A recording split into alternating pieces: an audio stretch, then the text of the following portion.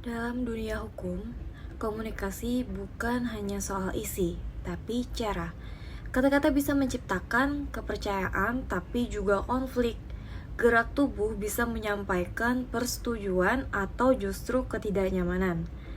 Hari ini kita menyaksikan sebuah rapat organisasi mahasiswa hukum.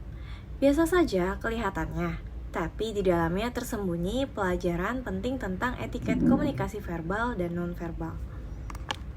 Terima kasih rekan-rekan telah hadir. Kita akan membahas rencana seminar etika profesi hukum. Saya harap rekan-rekan bisa fokus dan bisa menghargai pada saat yang lain sedang berbicara.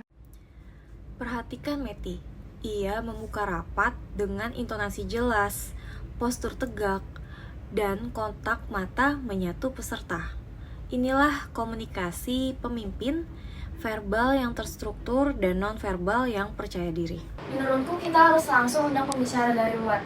Jangan bawa waktu bahas yang kecil-kecil deh. Amanda, pendapat kamu bagus, tapi kesannya sedikit tergesa. Mungkin karena kita di forum, penyampaiannya bisa dibuat lebih tertata lagi. Di sini Christian memberi koreksi tanpa menyudutkan. Nada suaranya rendah, kontak mata ke Amanda, dan tangannya sedikit terbuka. Di sini menunjukkan sikap terbuka dan menghormati.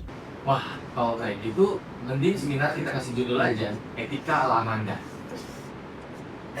Afi, candamu itu tapi agak keluar jalur ya. Itu lagi bahas agenda penting loh. Lelucon bisa mempererat suasana, tapi tanpa etiket bisa menyinggung. Nada suara, ekspresi wajah, dan waktu menyampaikan candaan adalah bagian penting dari komunikasi verbal yang beretika. Maaf, saya baru mau menambahkan, mungkin kita bisa pakai mulai untuk menentukan tema. Kenapa sih kamu selalu pelan ngomongnya langsung? Ya emang beda Anda, tapi kan tergantung substansinya. Kalau jelas kok kalau dia tenang. Nada suara Amanda yang memotong dapat dianggap agresif, sementara Christian menunjukkan kecakapan verbal dan empati nonverbal. Dia memiringkan tubuh ke arah Carlson dan menengahi dengan suara netral. Aku sering grogi kalau wakal, aku bilang salah, ya aku badang dia. Tapi bahasa tubuh sudah bicara dalamnya. Kamu menyimak, kamu mencatat, itu berarti kamu peduli. Tapi kamu juga mau bersuara.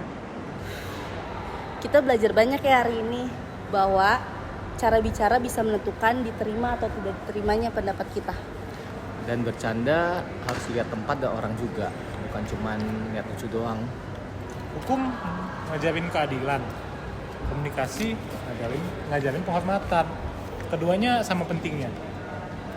Oke, aku akan belajar atur nada deh. Kadang semangatku memang kelewat batas. Itulah pentingnya komunikasi beretika. Tahu kapan bicara, bagaimana menyampaikan, dan kapan kita harus mendengar. Komunikasi bukan hanya soal berbicara. Kadang, diam yang aktif seperti mencatat, memberi anggukan, dan menyimak dengan mata penuh perhatian adalah komunikasi nonverbal yang sangat berarti. Komunikasi adalah seni, tapi dalam dunia hukum ia adalah alat utama. Verbal dan nonverbal harus berjalan seimbang. Bicara yang jelas, gestur yang sopan, tatapan yang ramah, dan intonasi yang menghargai. Karena sebelum hukum ditegakkan, komunikasi harus dimanusiakan. Dan sebelum kita menjadi sarjana hukum, kita belajar menjadi manusia yang tahu cara menyampaikan dan menghargai pendapat.